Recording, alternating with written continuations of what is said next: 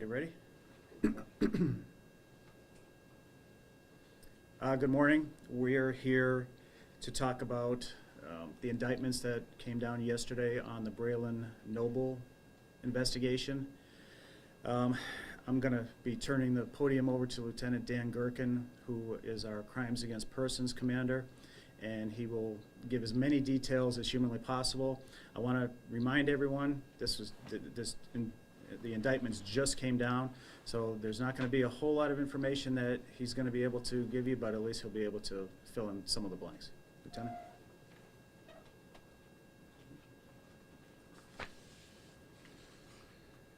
All right, like the chief said, we're here to talk about Braylen Noble, and the chief said we were going to talk about it, so that's what we're here for, to try to give out as many details as possible. But usually when cases are indicted, we usually don't talk to them about them at all. But there's a lot of vested interest in this, especially from concerned citizens and the whole city.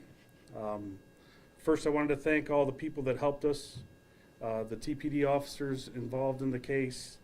The FBI was incredible. The fire department, Toledo Fire Department.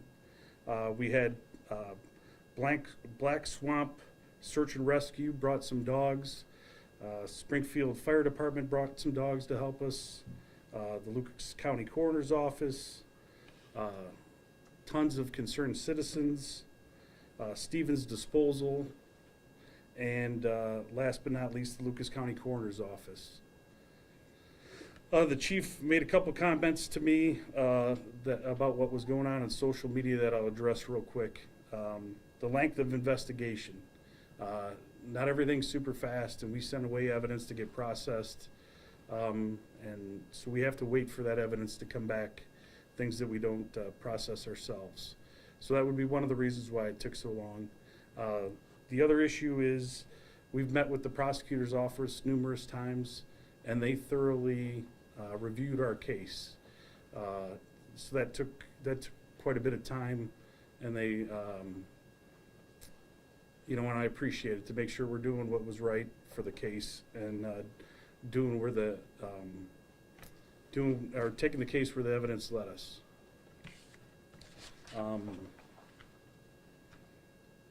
As far as the indictments go and the charges, that's going to be based on the evidence. All right, I think people are clamoring for more stiffer penalties or stiffer charges. I'm going to tell you, this is what the evidence leads us to, is the charges that Dajnae and Bobbie were indicted on. All right, and part of the issues are the cause of death are still undetermined from the coroner's office, and again, that's part of the evidence that led us to the charges.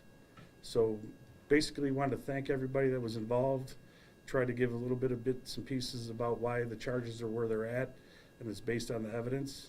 And if you got a couple questions, I will answer them the best I can. Like, again, they're going to be limited answers, because we usually don't talk about cases that are indicted where they're going to end up still going to go through the criminal justice process here. Yes, ma'am. You said that some evidence was sent away to get processed. Can you tell us, like, what kind of evidence? Well, the one thing that did get sent away, everybody heard the 911 phone call that got put out, that got processed by the FBI. So that took a little bit of time for us to send that out. And has a prosecutor been assigned to the case yet? I don't know exactly what prosecutor is going to be assigned to take the case, but like I said, they reviewed it very, very thoroughly.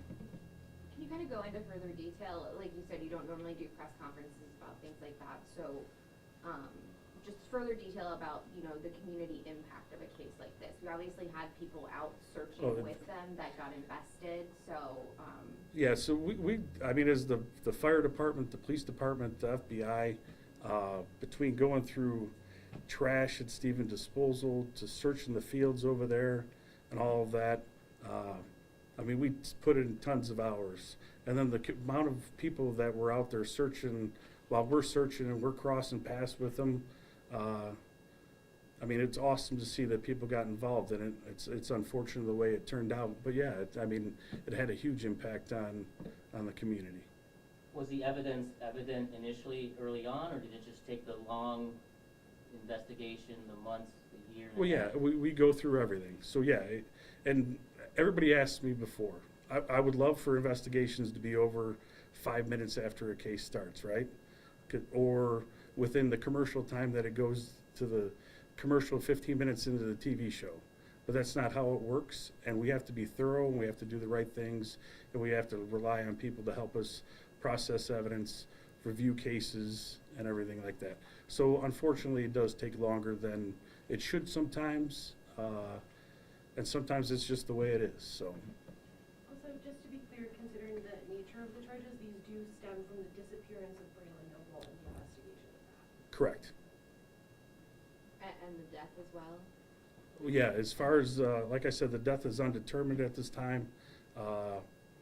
Obviously, we know where Braylen was found and everything like that, but this is what it stems from.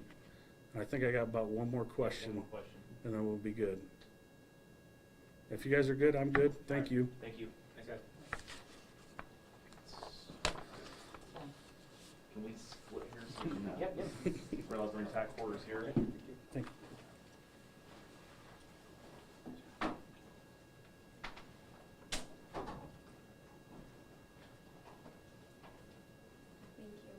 Thank you.